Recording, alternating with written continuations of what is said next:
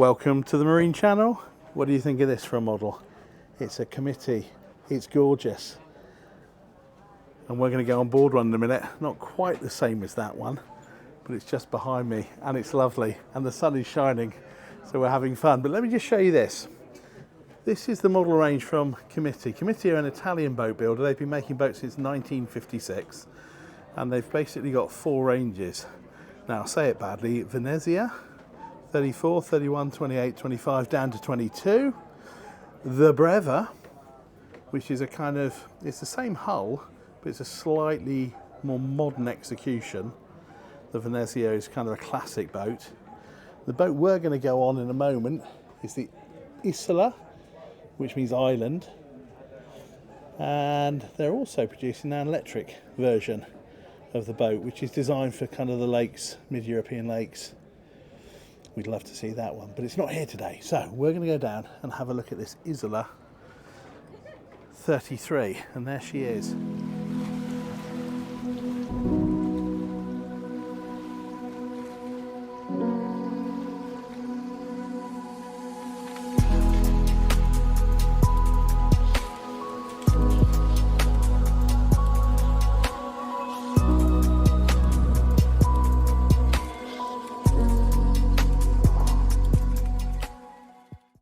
I'll get a quick flash here of the spec board, because there's quite a few different engine options on this one. You can have stern drive, you can have outboards, 250s, 230s and all that good stuff. This is a 9.9 metre boat. I'm going to have to step down onto this one, but I'm going to see if I can get a few kind of what we call in the trade establishing shots, so I can take in the beauty of this thing. This one's got this sort of bimini cover at the back, which you can have pretty much configured as you want, so you can have that extending up to the front. The interesting thing about Comitti boats is that they only make about 25 boats a year, and they're all built to order, so they never ever have a stock boat. Every boat has been configured to the new owner's liking. Generally have to wait about 12 months for the boat to be built, but they're all into customization. So configuration, your choice, have what you like. So we've just walked in through the helm there. We've got this big sort of sun pad area. You can see there's an infill cushion here that can go into that area in the middle. Just put that one back so I can get off the boat in a bit. And then you can see these backrests which sort of flip and flap. Here we are. That way, you can see it's lovely stainless steel hinge mechanism there, and then you can sit looking aft, which is rather lovely. And I have to say, sometimes these things look better than they are, but actually I've sat there and that's really, really comfortable. Now, this boat's got synthetic teak, and Comitti are all about the woodwork. Woodwork is kind of a signature part of what they do on their boat. So you can have teak, you can have mahogany, you can have this synthetic teak as well. This synthetic teak I think looks absolutely marvellous. Let's have a little look under here. So again, this is where the configuration comes in. This one's got a little wet bar sort of sink area there, a little bit of storage there. That could be a grill if an owner specified.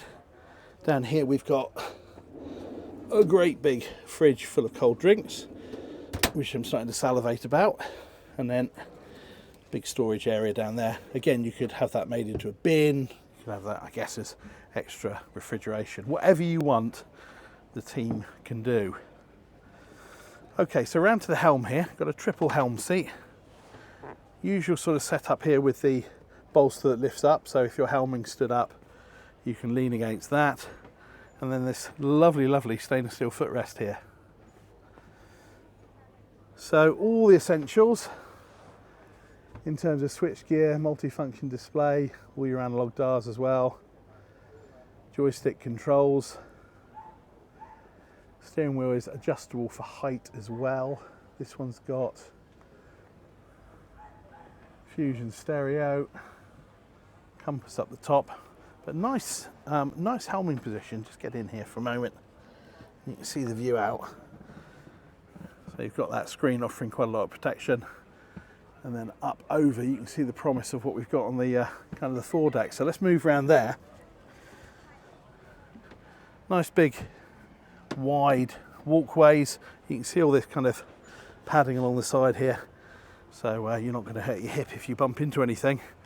And then you've got this wonderful seating area, and you can see how deep the backrests are here, so you really are sort of safely enclosed. As I say, you could have the bimini stretch over this front area as well. The owner of this boat didn't want that, but it is an option. And a couple more seats there facing forward. Now let me show you these two buttons over here, because these are really cool.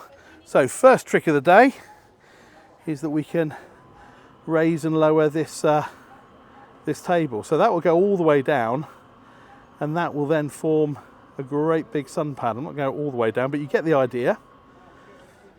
And then behind that there is another button, which I'm now going to press, and that raises this area up. So if you're wondering, does this have a heads, does this have a loo? Yes, it does, but I think it's more than just a loo, because look how nice that is. It's like a proper bathroom. Decent sink, loo there under the hinged lid. Couple of steps down. Oh, I'm going to step down and try to avoid my reflection. Nobody needs to see that. And this is a really generous area, and it's nicely finished. Look at the stainless steel hinges up here. Wow, aren't they cool? All this is nicely lined. All the inside here is nicely lined. Really good. Power outlets, lighting, the whole 9 yards. Now apparently there is an option to actually have a couple of single berths down here, one there and then one on the right hand side, and then the loo is in the middle. Same kind of access system, so this opens up, step down in, and then you've got a little bit of an overnighter.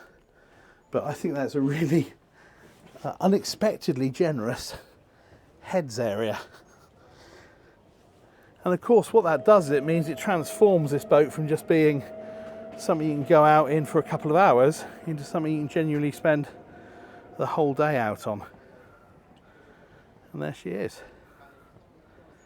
So all those years of boat building, what is it, 1956, do the math, 70 odd years of boat building, clearly distilled into the boats they're building now. And I think this is a very, very handsome boat.